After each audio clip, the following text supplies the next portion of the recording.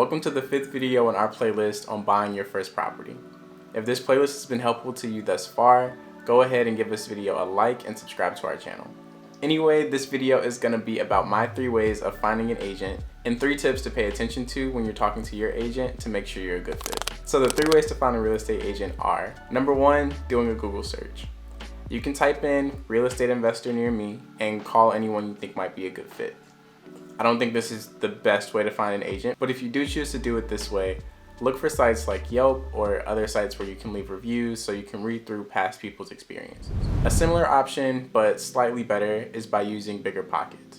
If you've never heard of BiggerPockets before, it's a great resource for people who are real estate investors, who are aspiring real estate investors, and it's built by people who actually are real estate investors. So maybe one day they'll give me some kind of sponsorship to talk about them. But anyway, they have an agent finder tool on their site, and they also have forums. So you could go into these forums and see if there are agents in your area who are, being active in the forums, or even make your own forum post. It's just saying that you're looking for agents in your area. This gets us a bit closer to my favorite way of finding a real estate agent, which is by using your personal network. If you can find an agent who is a friend or a friend of a friend, this person is likely to want to see you win and want to maintain a good relationship beyond just a single transaction. So when you've identified an agent, the first thing you want to do is just reach out and introduce yourself and let them know that you're in the market for a new property. Agents are salespeople, so they will likely drive the conversation, but I do have a few things that I want you to be on the lookout for in your initial conversation and as you continue to work with your agent more broadly. The core thing to remember is that you're building a relationship. This probably won't be your only property, and having an agent who knows you and knows what you like can make finding deals so much easier.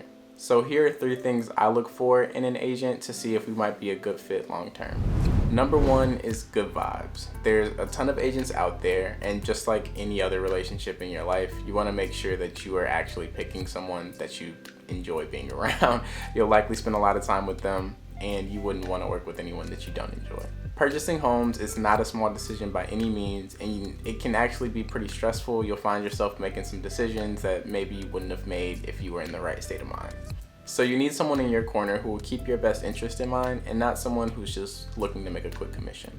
A great way to do this is to take note of whether or not they do number 3, which is express interest in your goals and keep them at the forefront throughout the process.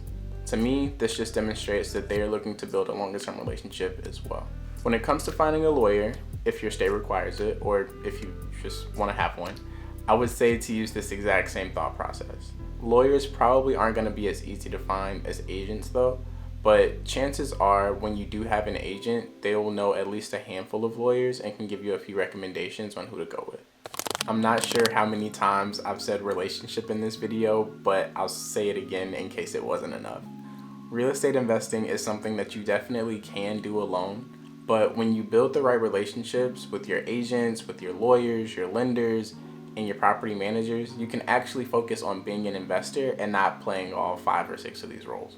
That just slows you down and it burns you out. Anyway, after you found an agent, it's time to get to the fun part and actually find your deal. So we'll talk more about that in the next one. Thanks for watching, and be sure to like and subscribe if you haven't already.